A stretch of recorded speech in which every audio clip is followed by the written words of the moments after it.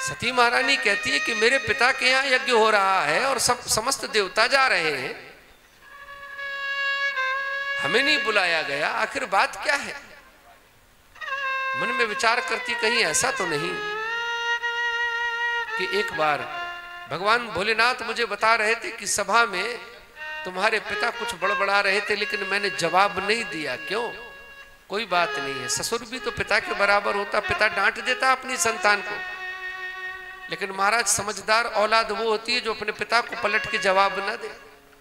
तो शिव कहते हैं कि मेरा पिता तो इस दुनिया में कोई है नहीं, मैं ही सबका पिता हूं, लेकिन ब्याह करने से चलो मुझे एक पिता मिल गया ससुर के रूप में, उसने बड़ी खरी खोटी सुनाई लेकिन मैंने कोई जवाब नहीं दिया। लगता है कि तुम्हारे पिता को क्रोध अभी और भरा हुआ है। लेकिन सती महारानी मन में विचार करती हैं, क्यों? क्योंकि महाराज बेटियों को बड़ी चिंता होती है,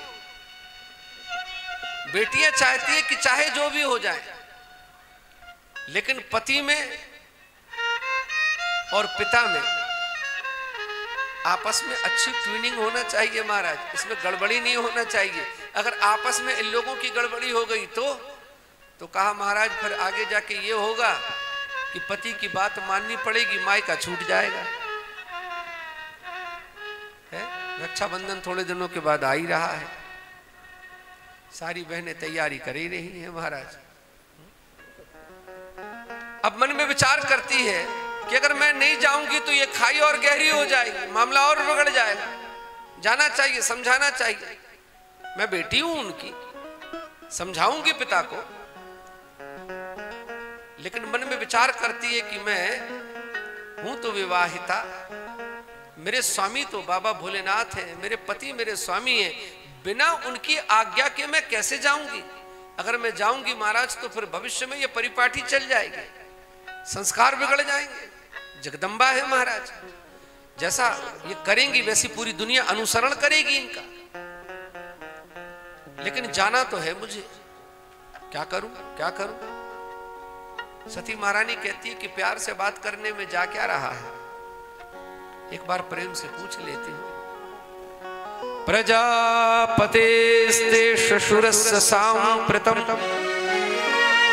निर्यापितो यज्ञमहोत्सव किल प्रजापते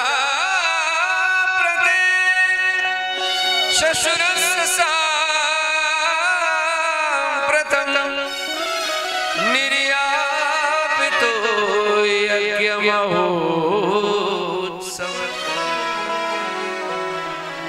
हे पतिदेव, आपने कुछ सुना? भगवान भोलेनाथ कहते कि जब तुम कुछ सुनाओगी तो सुनेंगे, अभी तो तुमने कुछ सुना ही नहीं। अरे भाई मैं अपनी बात नहीं कह रही हूं। तो शिव कहते हैं कि मैं भला संसार की क्यों सुनूंगा, मुझे सुनाने वाली एकमात्र तुम ही हो। वो आदमी कैसा महाराज जो अपने पत्नी की बात न सुने।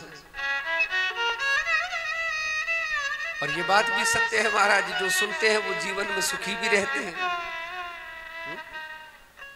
एक दूसरे की बात जो सुनता है वो सुखी रहेगा महाराज,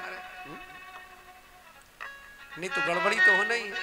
तो भगवान शिव कहते हैं कि सुनाओ। कहा नहीं नहीं ऐसी कोई बात नहीं है, अभी कोई सुनाने का मूड नहीं है मेरा, आज मामला ठीक है। मैं वो बात नहीं कह रही हूं। तो क्या कह रही हो? कहा कि आपके ससुर के यहाँ यज्ञ हो रहा है, ये बात आपने सुनी? तो शिव कहता अभी सुनी जब तुमने सुनाया, एक बार फिर से कहना। कहा आपके ससुर के यहाँ यज्ञ हो रहा है। तो भगवान भोलेनाथ ने कहा तुम सीधा सीधा नहीं कह सकती हो कि मेरे पिता के यहाँ यज्ञ हो रहा है, मेरे बाप के यहाँ यज्ञ हो रहा है? तुम ये क्यों कह दिया तुमने कि आपके ससुर के यहाँ होगा? तो सती महारानी ने कहा इसीलिए क्योंकि वो जब मेरे पिता थे, जब मैं कुमारी थी तब वो मेरे पिता थे। बड़ी मार्मिक बात है महाराज, बड़ी गहरी बात है। बेटियों को समझ लेना चाहिए महाराज इस ज्ञान से।